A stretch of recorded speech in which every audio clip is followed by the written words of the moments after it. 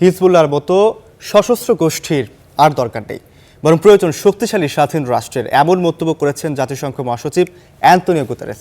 লেবাননে ইসরায়েলে ভয়াবহ হামলার মধ্যেই দেশটি সফরে গিয়ে তিনি কথা বলেন। ইরানে মার্কিন ইসরায়েলি হামলা ও দেশটির সর্বোচ্চ নেতা খামেনিকে হত্যার প্রতিশোধ নিতে গত 2 মার্চ ইসরায়েলে হামলা শুরু করে হিজবুল্লাহ। এরপর থেকে বৈরুতে ব্যাপক বোমা হামলা চালিয়ে যাচ্ছে ইসরায়েল। ইসরায়েলি হামলায় লেবাননের মৃতের সংখ্যা 700 ছাড়িয়েছে, আশ্রয়হীন 8 লাখেরও বেশি মানুষ।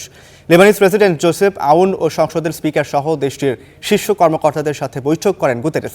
গুতেরেস বলেন, দুর্ভাগ্যজনকভাবে লেবাননকে এমন এক যুদ্ধে টেনে আনা হয়েছে যার জন্য জনগণ প্রস্তুত ছিল না। ইসরায়েল ও হিজবুল্লাহকে যুদ্ধবিরতির আহ্বান জানান মহাসচিব। To Hezbollah and to Israel is for a ceasefire. Hezbollah ও ইসরায়েল উভয় পক্ষের কাছেই আমার জোরালো আবেদন, যুদ্ধ বন্ধ করতে যুদ্ধবিরতি করুন।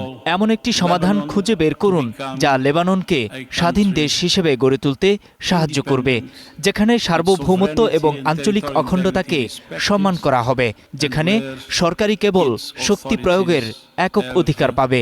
এখন আর হিজবুল্লাহর মতো সশস্ত্র গোষ্ঠীর সময় নেই, এখন শক্তিশালী রাষ্ট্রের সময়। This is no longer